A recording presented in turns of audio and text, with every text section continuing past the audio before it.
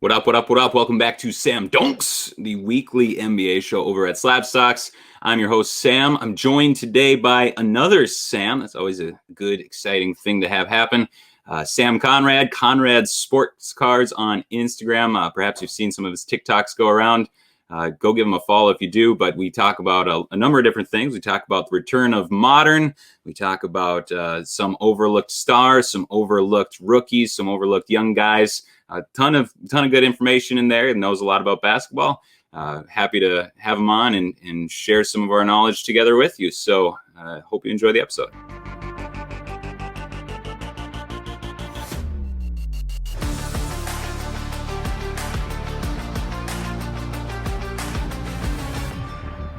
All right, I'm being joined here by Sam Conrad. It's always nice to have a fellow Sam on. I don't know how it is for other names because I've always been a Sam, but It's always a magical thing when two Sams meet. Honestly, that's 100% true. I mean, it's like two Matts. It's like, who cares? Exactly. Two Johns, like whatever. That's like a dime a dozen. But two Sams is always fun. So Sam Conrad, you can follow him on Instagram at Conrad's Sport Cards, at Conrad's _ Sports Cards. You're on a number of other platforms too. What other stuff you've been pushing out? On TikTok, I think it's the same thing, Conrad's _ Sports Cards. I'm trying to put more stuff out on YouTube, although I haven't recently been doing that, but hopefully I'll be able to do that again soon. It's just Conrad's Sports Cards. And then the YouTube videos are also going to be out on Apple soon, and they're currently out on Spotify. I believe it's also just like Conrad's Sports Card podcast on those platforms as well. And that's about it. I'm also on Clubhouse, but that could be a whole other discussion. What is, can you tell us? I know what Clubhouse is, but maybe other people don't. It's one of those things that makes me feel super old. I'm 28, which I feel is young, but I'm like, Clubhouse? It's very new, right? It's still in the quote unquote beta stage. But basically, for those of you that don't know what it is, it's like getting to just sit down and talk to people. It's like a group call. You can have up to 5,000 people in a room, quote unquote room. That's what they're usually called. And there's going to be speakers, and there's going to be, I think it's just the audience, right? And you have to get up and invited to be a speaker. And people just take turns, unmuting their mics and, adding, hey, this, you forgot about this, and just talking about a particular topic that is usually titled at the top of the room before you hop in. It's a great way to learn about pretty much anything. Very real and raw conversation, and you'll learn a lot of things that you wouldn't have known if you weren't on Clubhouse. So if you can get an invite, because it is invite only, once again, for those of you that did not know that, if you can't get an invite, I would most certainly recommend taking it, because I personally think it's a great platform. It's a sweet. Big Yeah, really, it's like you can follow all as closely of the sport as you can, but it's like, unless you're like, as a diehard Bucks fan, it's like I hate reading national coverage of it or hearing national coverage, because it always kind of misses what's really going on. It's like, I know it's been a kind of a painful couple of weeks for me, but like, I also know some of the storylines going on behind the scenes that it's like, dude, if you're trying to cover 30 teams, you just can't get it all. So you can't get everything. So going on Clubhouse, doing something like that where you can get different perspectives that you might not be privy to, that's pretty cool. It is. Honestly. Well, you had a Instagram post the other, was that 2 days ago? I think literally yesterday or 2 days ago. I honestly also forgot as well. So yesterday, 2 days ago, was about the return of modern. Of course, on my show, I almost always talk about modern cards because we were just talking before this, but it's like, okay, I love Allen Iverson as much as the next guy. Ray Allen's like my all-time favorite player. I love Shaq. I love Penny. I love a lot of dudes. Tracy McGrady's one of my all-time favorites, but nothing's changing about them. So like, maybe their cards are going to go up just as we get more people into the hobby, and especially as people with a lot of money that remember them from when they were really into the NBA. Like, I understand all that. Yeah. But I could just say that right there. That could be a soundbite, and it's like, all right, cool, we covered it. Yeah, exactly. I mean, there's not that much else to say, right? You can talk about, this insert looks cool. Maybe people haven't discovered it. Right. This player seems a bit undervalued, but in reality, especially after like this sort of exponential growth phase that we've seen, right, where cards have 4x'd in like 30 days, if not less. Right. It's not going to continue to go up like that forever. And that's actually something I want to talk about too, is when I say like the return of modern, a lot of people have looked at me and said, so you're saying that vintage is going to go down. I'm not saying that at all. So you're saying that vintage is going to go down? I'm not. That's just it.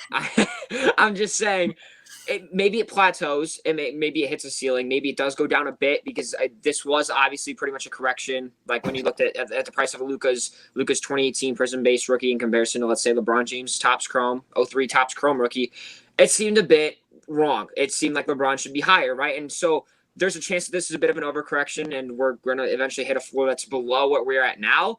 But I'm not saying it's going to tank. These prices, at least for now, for the time being, they seem relatively sustainable. And maybe it goes up slowly over time, like vintage cards do. However, I think that people are kind of going to when the market does plateau, they're going to once again shift their attention back to modern, and not just because the vintage market is slowing down, but also because we are finally kind of getting back to an exciting moment for basketball. And in my opinion, basketball is quite literally like the heartbeat of the current hobby. It's the sport that everyone knows about, that everyone's paying attention to. It's the most popular sport in the sports card industry, in the sports card space, right? So I'm definitely expecting to see more of a shift towards not even just like Luka Doncic and Trae Young and the ultra modern guys, but just even some Kawhi, Anthony Davis, Giannis, Kevin Durant, some of these other guys. At some point, right, as we enter the second half of the NBA season. Yeah, I mean, by far, the NBA does the best job of marketing its players. 100%. NFL, if you see an NFL star on the side of the road, like, you might look at him and be like, that dude could be an athlete because he's huge, but you also won't know him by face unless he's, like a top wide receiver or a top quarterback or just a player on your favorite team. MLB, it's like, I mean, I don't even know if they try to market. Yeah, they do a terrible job.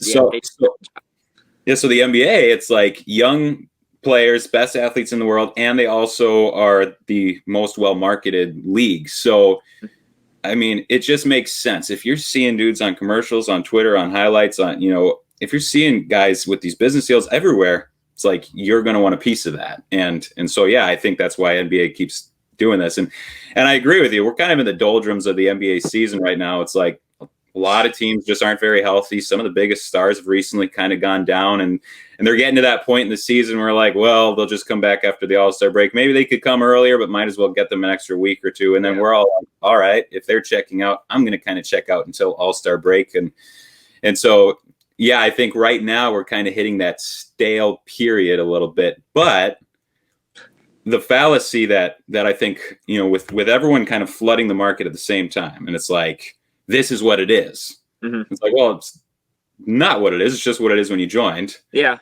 then everyone's like, oh, let's go to vintage. And we go to vintage, or we go to Pokemon or whatever. And it's like, this is the new normal. And it's like, well, there's never a new normal. No. All it is just a bunch of people trying to chase trends. And, if you're doing that, it's just the nature of the beast we're going to have trends. Eventually the trend will shift back to the modern direction, which is good for me, because that's all I really want to talk about.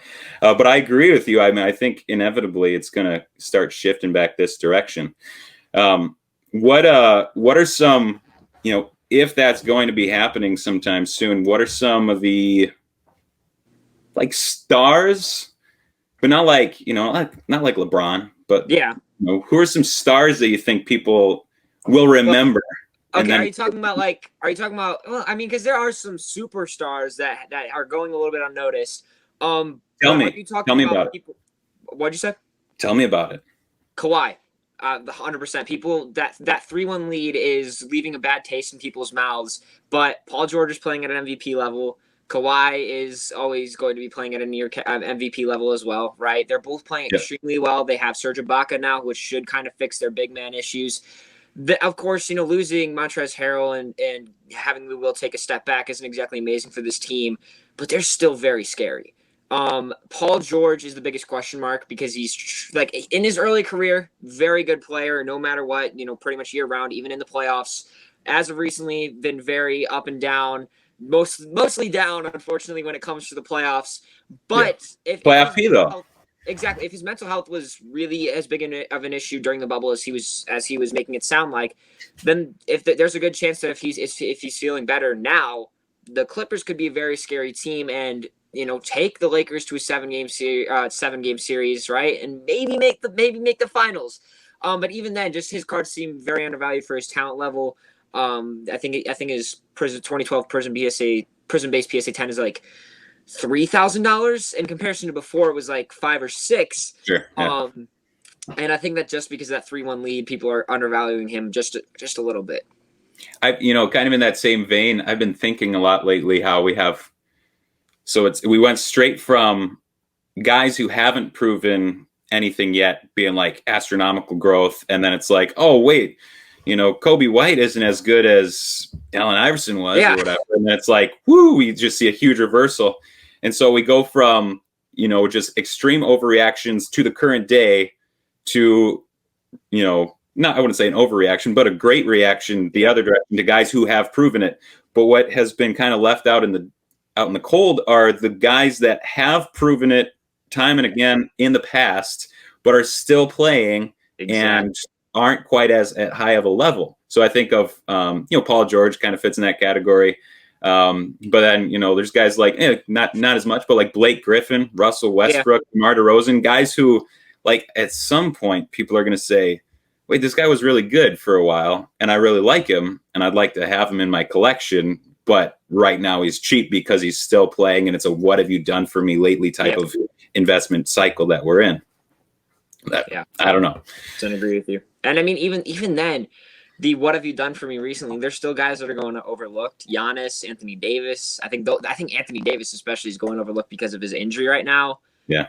And I mean, even if you want to hold it like as a long-term sort of deal, I mean, LeBron's eventually going to leave the Lakers, and Anthony Davis will be the guy in LA, and people will realize just how good he is. And then, of course, LA is a big market. It's not going to be hard to get another star alongside him and have the Lakers as a top contending champion for the next decade, right? So I think people are really undervaluing his cards as well. So maybe, for those of you that are listening, maybe it's a good time to pick up some Anthony Davis rookies, not only for now, but for the future as well. Yeah, and you said him too, Giannis. It's like, okay, there's reasons why Giannis, even being uncomfortable in a new offense as he is, it's the top-ranked offense in the NBA. It's like, and he's still like, it's kind of a rough season for him, but it's also up there as like a top 5 season in the league this year. Yeah. Lately, in the losing streak that they've been going through lately, they lost 4 out of 5 or whatever it was. Drew Holiday's out. They traded out all their depth in order to get Drew Holiday. He's been out with COVID. So it's like, obviously there's going to be that going on. Okay. Yeah. Budenholzer still kind of stinks, but Chris Middleton's been playing awesome. When he's playing with Giannis, he's averaging 26 and 6. When Giannis is on the bench, he's averaging 37 and 7. It's like everyone I understand it. I've been a Bucks fan my entire life. And one of my first strong basketball memories was the Bucks losing to the 76ers in the Eastern Conference Finals. And my dad looked at me and was like, he's like, this is what the NBA does. They don't want us to win. And that's like been my, that's how I look at the NBA ever since I was 7 years old. Yeah. But it's like, as a Pacers fan, I understand how you're feeling. You understand the feeling. So it's like, I think that if there was more coverage about what was actually going on, Giannis's prices would be much higher. And eventually they're going to figure it out. They're still new. There's so many new rotation players in there. And I don't know if they're going to, I'm so down on him at this exact moment, but at some point he's going to win a ship. And I would be shocked if he doesn't. And his prices are still like cut in half from where they were just a few months ago. So it's like, I think there's modern stars that are being overlooked. What about did you have anyone else that you're going to throw in there? No, I just wanted to add one thing about Giannis is if you look at like his resume, he could retire now and he'd probably be like a Hall of Famer. I don't think there would be a lot of argument against that. Back-to-back MVP, Defensive Player of the Year, has established more than a few years of dominance through his career. Like, he's very good. He's very talented. There's just been some issues with the team that have, caused a bit of pain for Bucks fans this season, right? I just wanted to get that out of the way before you transitioned into a new player topic. Plus, the other thing is, we do get tired of talking about guys, so much. It's like that's just a very natural thing. And when Giannis was, I'm just really kind of just the media darling over the last 2 seasons. Everyone got tired of him. It's kind of like Zion last year. We were so saturated with Zion material, and everyone just kind of got tired of him. He's another guy that's playing extremely well right now. well. Yeah. It's like no one cares. It's insane. And like that actually has a little bit of, or plays a bit of a factor in MVP voting, right? He's putting up an MVP caliber season. And I mean, team record now, like it's not amazing, but before they were, I believe, like a number 2 seed not too long ago, and he was still playing at a high level. But people get bored and they're like, hey, we voted for him 2 times in a row. Yeah. I don't want to vote for him again. The narrative plays a big factor in that. And you know, the same can be said for the hobby as far as boredom goes. And, you know, there just has to be some sort of excitement and honestly kind of FOMO in the market. And we see it multiple times. And Giannis is a really good example of that. Yeah, that was one of your points in your post from the other day was yeah, people are just kind of bored of buying the same prospects. And finally now we're getting, you know, the new prospects released to, you know, NBA hoops. And we saw that just like massive surge, and that everyone thought, wait a second, maybe this isn't the world's smartest purchase right now. Yeah. Even though there are some, you know, I've always liked a lot of hoops inserts and, you know, the way that hoops looks, but, you know, we still have Optic coming. We still have Prism coming. We Select, you know, National Select, so Flawless. Like there's a lot of stuff that still has yet to come. Yeah. For these new rookies, and you know, second year cards of Zion and Ja and anyone else that people are excited for in the 2019 draft class. We just saw the slam inserts. We've never seen that before, and that's something that's real exciting. That could easily happen in another set, right? I wouldn't be shocked. They came out with graffiti parallels, I want to say like 3 years ago. I might be wrong about that. Or 4 years ago. I want to say it was 2017, but once again, could be wrong about that. And people love those in certified. You know, so things could very, very easily change. And, you know, I believe that's one of the factors, or at least one of the reasons that Modern's going to pick up again, is just newness, excitement coming back into the NBA season and into the new releases in general. Yep. So. Yeah, I said that I had a video at some point, maybe a month or two ago, talking about Prism declining, and that was one of my big points, was that it's like we're all trading the same cards back and forth. You know, some of these Prism cards have been sold probably like a dozen times. Like this dude buys 12 thinking he's going to grade them all, but they've already been sold as a you know, big bulk buy it now, you know, several times, and everyone realizing, oh, they're not very good, and then they send them off somewhere else. It's like, yeah, we're all bored of it. But there's new cards coming, and I think, you know, the newness, as we get down past the All-Star break and start pushing towards the playoffs, a lot of that is inevitably going to start coming back. What about young guys? Who are you watching? Young guys you think people are overlooking? Michael Porter Jr. for sure. Michael Porter Jr. should be that second option in Denver, and it's not happening. I understand Jamal Murray dropped 50 points last night or 2 nights ago, 84% shooting with no free throws. Very impressive. But he's the most streaky player in the NBA, while Michael Porter Jr. is getting like 14 shots a game, very, very few minutes, like between 20, 25, or maybe a little bit more than that, which is very small for a guy of his caliber. And he is crazy efficient. I believe he's shooting like 45% from 3 or something ridiculous like that. And the guy has the ability to be quite as unstoppable as Kevin Durant is because of his length, but then also because he has more athleticism than KD does. He can, you know, he's got great ball handling as well. And he is going to be potentially getting a contract extension from Denver this season. However, I honestly wouldn't be shocked if he declined it and they look to move him, because he's complained before about the minutes and the opportunity that he's getting in Denver. And he is, like I just mentioned, a very talented player. And if he gets his own chance to actually prove just how talented he is, his stuff right now is going to look real cheap in comparison to where prices are going to be when that happens. You know, the other thing about Michael Porter Jr. is he's like, I mean, I love Michael Porter Jr. I've not been shy about that on my show, but Michael Porter Jr., he's like, personality-wise, I think he's probably closer to Kyrie Irving than anyone realizes. Yeah. Which, you know, might be a negative for some people, but also I think he will get himself into a good situation. And I don't know. I think the Nuggets could be the good situation. Frankly, sometimes I don't follow the Nuggets like as close as, if anyone out here is watching that's a Nuggets fan, you don't be mad at me. I don't know if you're happy with Mike Malone, but it's like the dude just jerks around the lineup so much. And I don't disagree with everything that he does, but it's like, he's not the best coach. He's not an amazing coach. I've talked to one one Denver Nuggets fan in particular, he does not like Mike Malone very much at all. At least some of the decisions that he makes.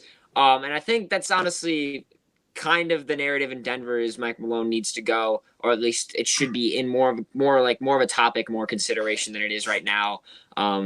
For a multitude of reasons, not just because of Michael Porter Jr., but in general, his rotations are awful. Yeah. Really awful. Yeah, I think he's kind of a little bit, old-fashioned stickler type of head coach, which has worked, and he's had a lot of success with it. But I don't know that I think that you can become kind of the stale voice in the room if you keep doing that. And so Greg Popovich is kind of that way too, but he also has a lot of history of success with it. But I don't know. I agree, Michael Porter Jr. and obviously he's never going to be a defender. Really, he might be a guy that people say, well, he tries. He has the athleticism to do so, but his defensive IQ is just very, very low and always has been throughout his college and high school career. I mean, we didn't see much in college, but throughout his high school career, even we saw he was not a very good defender. So and that's one of Mike Malone's big bugaboos is defense. They don't play defense. So and I mean, I get it because the Denver Nuggets in general are really bad at defense, so they need some sort of defensive presence on the floor. But maybe you take that Nets approach and just try to outscore with as many shooters as possible, right? With as many dominant forces as you can near superstar players. But it is what it is. I don't run the Denver Nuggets organization, so I don't exactly have a lot of what's the word? I can't change the outcome for the Denver Nuggets fans. One other guy I do want to mention from this draft class, and I'm not even a Bulls fan, but I've talked about this guy so much. I am in love with Patrick Williams and his potential as a player. There are guys with higher ceilings. The only two I would say are probably LaMelo Ball. Actually, Anthony Edwards is in that conversation too, but LaMelo Ball and James Wiseman have a higher ceiling than Patrick Williams. But I think that he is going to get closest to his ceiling, which will ultimately lead to him being the best player from this draft class. The guy's 6'7", I believe, with like 230, almost 240 pounds. Very quiet. Like LeBron has said so himself. He's got massive hands too. Like as far as their physical attributes, very similar. He studied Kawhi's game a lot. Kawhi is his not his model, but it's the guy that he's looked up to the most. I don't know if he's based his game off of him, but obviously, he was a big mid-range shooter in his time at Florida State. And his three-point shot is looking much better in the NBA. Doesn't take a high volume of threes. But if they can teach him to create for himself by putting his 230 or 240-pound body into a defender's chest and then step back, you create a lot of space because the combination of speed along with his weight is going to push his defenders out of the way, clear the lane, right? He was a point guard in high school, so his passing ability is very underrated, and his ball handling ability is also very, very good as well. But most importantly, in my opinion, he studies a lot of film, and I mean a lot. He strives to be the best player possible. And once again, like very similar to that, he strives to be the best player possible. He's always thought he was underrated, and his work ethic is insane. And it's great. Sorry. No, I was just going to say, even if Chicago isn't the best developing place, they're not Miami Heat or the Golden State Warriors or I guess the Denver Nuggets, who are traditionally pretty good at developing young talents. I think that on his own, he's going to do enough work to at least make him a borderline superstar, all-star caliber player. And I was going to say, it's especially impressive to see what he's been able to do as young as he is without playing heavy minutes in college and without even starting a game, coming off the bench at Florida State and getting drafted as high as he was, basically on athleticism. But he's also shown, pretty good IQ along the way. And I remember that week early in the season when he put the clamps on LeBron and Kawhi in like almost back-to-back games. It's, you just don't see that type of stuff from a rookie. Most rookies will shy away from the spotlight like that, from the moment. And for him to come out and, not shy away, and it has not been a perfect rookie season at all for him, but, I've seen enough from him as a raw rookie that didn't have a whole ton of, game tape in college under his belt. It's been impressive. Yeah, I agree. Yeah, I love the guy. I'm hoping that my love for him doesn't make me spend too much money on his cards, but, we'll see what happens. I believe in the guy a lot, so maybe. Yeah, I better start saving up before those other releases start coming down the line. For sure. Prism, National. I want to get an RPA of his for sure, but we'll see if I can afford it when those come out because those prices could be wild, with more money in the market now, right? But we'll see Oh what yeah. happens. You mentioned the Nets? How are you feeling about the Nets these days? Championship contenders for sure. I didn't realize until I did a little bit more research on them, and I posted about this on my story not too long ago. But they are, I believe, 9-1 against teams over 500, Yep. and they are like 7-11 versus teams under 500. They are, I want to say, in the middle of the pack in the Eastern Conference, like 4th through 6, something along those lines. And they've had Kyrie, KD, and Harden all kind of sitting out certain games or missing games due to the virus and stuff like that, right? So, like, obviously, they're not going to be the best. But another thing, and it's very similar to LeBron and the Lakers, is they're not going to try their hardest during the regular season. They're not going to waste as much energy against teams that they don't have to. So that way they make sure that they're healthy and they're ready for the playoff time so they can eventually win a championship, which is, of course, the ultimate goal. And I think that, obviously they're 9-1 against teams over 500. They're taking those games seriously. Yeah. Probably, doing a little bit of game planning, like, okay, so this is a weakness against this team, so here's what we're going to do when, the next matchup or come playoff time, right? And I'm expecting them to come out and play during the playoffs. Will they win the championship? I'm not completely sure. It kind of depends on the matchup, because I do think that the Lakers just really match up well against them. But you got 3 superstars, KD, Kyrie, and James Harden, right? 3 of the best scorers in the entire game. It's very hard to stop. You can shut down one of them maybe if you have an elite defender on your team. You can maybe slow down a second one if you have a pretty good defender on your team. But you're not shutting down all 3 of those guys whatsoever. Someone's probably going to drop 25 or 30 points when you match up against the Nets. Right. And that's a near guarantee. So they're just so dangerous. One of the cool things that they've been doing lately is, the assumption coming in was Kyrie's going to handle the ball, James Harden's going to be the 2. Mm-hmm. But now they're riding a 4-game winning streak, something like that, 5-game mm-hmm. maybe. But this road trip, it's been James Harden playing point and Kyrie just off the ball. And it's kind of like what they're doing in Cleveland, where they're like, all right, Colin Sexton, you're not a point guard. Let's stop imagining that to be the case. Yeah. You just go out there and score, and we'll just get the ball to you. And like, we see what's happening with KD and Kyrie. They're like, don't worry about anything. Just go score. James Harden's averaging 11 assists per game, and he's going out there. He's scoring efficiently. He's facilitating. And instead of like getting stuck up at the arc and trying to play ISO and then just jacking up a 3 like he did historically in Houston a lot of times, he's like, oh, I have 2 all-time teammates that I can pass to, and they're all, with him doing that, they've been doing really well. And I mean, I'm not a James Harden fan, but seeing the changes, seeing that he's the one that's willing to adapt, I do like that a lot. For a guy to come in and have those 3 like all-time, basketball personalities, and egos, and, that, to have him come in and be like, all right, I'll change my game and we'll fit it around yours. And, that's just a high basketball IQ. And frankly, I think that the overall league, the sentiment around the league about who he is as a player will start to shift as we start seeing, as that starts to take more notice on the nationwide scale. But 100%. I mean, in a sense, that could make his cards undervalued, especially if he finally wins a championship, which has always been his biggest knock against him as far as, as an NBA player, right? People are always like, he can't perform in the playoffs. He doesn't win a championship. And he does perform during the playoffs. It's usually just the game 7s that he always struggles. But he's a pretty solid playoff performer, and in a ring is definitely going to change that narrative. But something I always want to bring up is people are like, but we remember these years during Houston where he was a ball hog. He had such a high usage rate and blah, blah, blah, blah, blah. I have a question. Go around, ask Thunder fans how much do they hate KD for going to the Warriors. Some of them are really going to say that they hate it. NBA fans in general are going to say, I forgot about that. I don't really care anymore. Like, that doesn't really affect my thoughts on KD much at all anymore. Yep. And I mean, even some Thunder fans are like, it's whatever. It's the past. And now we have a fantastic future because of it.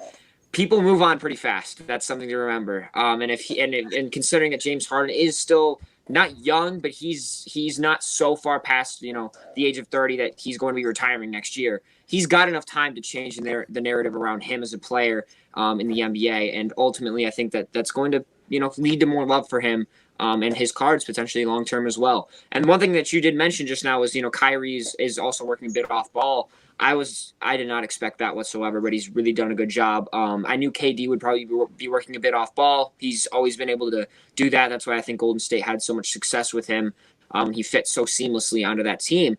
But that was one of my biggest issues, was having both Kyrie and James Harden, potentially being the guys handling the ball. But they've really managed to coexist super well together, and I can't complain. I'm pretty happy to see it. So yeah, we'll see what happens. That's what that's what Kyrie basically was, in Cleveland with LeBron running the offense, and those were his best years. And we had this idea that he should automatically just be a point guard, since that's what he plays. And then he went to Boston, it kind of fell apart, and then it just never worked out quite the same. But I think him just playing off ball and getting his shots works better than him, deflating the ball as a point guard and also looking for his own shots. Yeah, but I agree. The narrative shift is so important. It's I think with you mentioned Kevin Durant and why and what if you talk to Thunder fans now, what they might say. And I think a lot of that might have to do with when he left. At the same time, Russell Westbrook re-upped, and they were like, yeah, Russ is our guy. He's loyal. Katie's snake in the grass. And I agreed with all that. And I didn't have any sort of platform or anything at the time, but I was saying all the same stuff to anyone that would listen. But and then Russell Westbrook kind of, turned into a pumpkin after a couple of years. And Thunder fans, I think they still love Russ, but it got a little tougher when, he was hunting for triple doubles and the team was just not doing very well. And so, then I think the sentiment kind of started shifting back. Like, okay, I like Durant and I don't blame him. It was a good basketball move. It was good for his family, all that different stuff. And with Harden, it's like, okay, he had some rough teams there in Houston where he had to shoulder so much load, but also a lot of that was due to his demands all along the way. It's like, you have to trade for this guy. Like, nope, actually, I don't like that guy. Trade for this guy instead. And it's like, he was really handicapping them for a long time. But it's like, the league shifts, people change, people forget stuff. Now he's in Brooklyn. He's changing his game. He's showing that he can be a really good team player. And all of a sudden, everyone's like, oh, yeah, he's like one of the top 5 scorers in NBA history. Almost forgot about that. Yeah. And, I think people are probably going to be shifting back pro James Harden pretty soon. Like it had been, after the trade from Oklahoma City in the first place, it's like everyone was pro James Harden. And then it just kind of shifted, but I think it'll shift back too. Yeah. Honestly, like you just said, I think there was only like really 2 years of maybe 3 of like James Harden hate. And it was the years where he was averaging 30 and 36 a game, super high usage rate, hogging the ball. And, that kind of didn't lead to some team success. But there is one thing to note is he has had a championship quality team, but Chris Paul got injured. If he did not get injured, and I believe it was it 2015 through 16 season? I'm not completely sure. But if Chris Paul didn't get injured, you can't convince me otherwise. That team would have been the NBA champions. They would have handled Cleveland easily. They were already up 3-2 against the Warriors team.